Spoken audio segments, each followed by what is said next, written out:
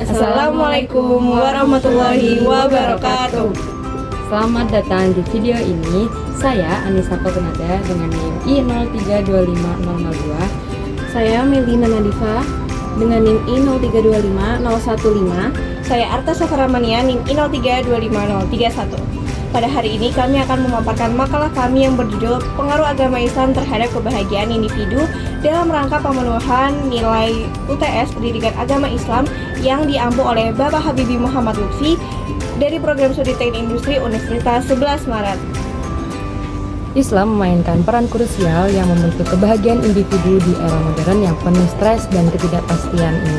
Di Indonesia, sebagai negara dengan populasi muslim terbesar, Islam bukan hanya panduan ibadah, tetapi juga sumber kesejahteraan psikologis. Makalah ini didasarkan pada tinjauan literatur dalam 15 jurnal terpercaya dari tahun 2020 sampai 2025. Dengan fokus pada perspektif Islam, tujuan utamanya adalah menganalisis pengajar ajaran Islam terhadap kebahagiaan, termasuk implikasi untuk aplikasi psikologis di bidang teknik industri seperti desain lingkungan kerja yang mendukung praktik religius untuk meningkatkan kreativitas dan produktivitas. Penelitian ini menggunakan pendekatan kualitatif melalui review sistematis.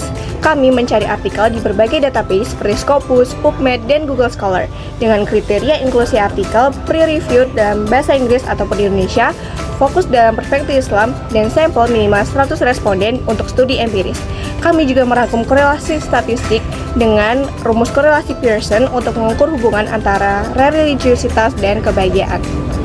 Nah, dari hasil penelitian tersebut menunjukkan bahwa praktik Islam seperti zakat, sholat, dan puasa dapat meningkatkan kesejahteraan dari 25 hingga 30% dibandingkan dengan kelompok non-religius. Misalkan saja pada studi Snyder tahun 2024 yang mengatakan bahwa 500 muslim Indonesia ini sholat hariannya ini meningkatkan skor kebahagiaan hingga 28%. Sementara itu, puasa Ramadan dapat mengurangi depresi hingga 22%. Lalu konsep tawakal yaitu menyerahkan semuanya kepada Allah SWT ini berhubungan positif dengan kesejahteraan atau kebahagiaan seorang individu. Dan yang terakhir, rasa bersyukur ini dapat mengurangi depresi atau stres hingga 15%. Kasus pertama yang kita ambil yaitu ketenangan hati melalui ibadah. Contoh kasusnya, ada seorang mahasiswa yang sedang mengalami stres karena tekanan akademik dan masalah keluarga, merasa cemas dan sulit tidur. Ia kemudian melaksanakan sholat 5 waktu dan membaca Al-Quran dan mengikuti kajian keagamaan.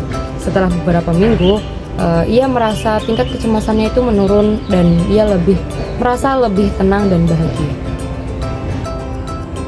Nah, dalam kasus ini kita dapat menganalisis bahwa aktivitas keagamaan bisa membantu seseorang dalam menghadapi masalahnya dengan cara yang lebih tenang dan sabar, dikarenakan dirinya ini melibatkan unsur keimanan dan spiritualitas.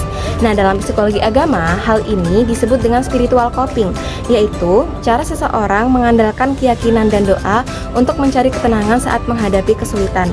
Dalam hal lain, iman dan kegiatan keagamaan ini dapat membuat seseorang merasa lebih damai dan rasa emosionalnya ini lebih kuat serta dapat meningkatkan kebahagiaan seorang individu. Seorang pengusaha rutin menyisihkan sebagian penghasilannya untuk zakat dan sedekah. Ia merasakan kebahagiaan dan ketenangan luar biasa setiap kali membantu orang lain.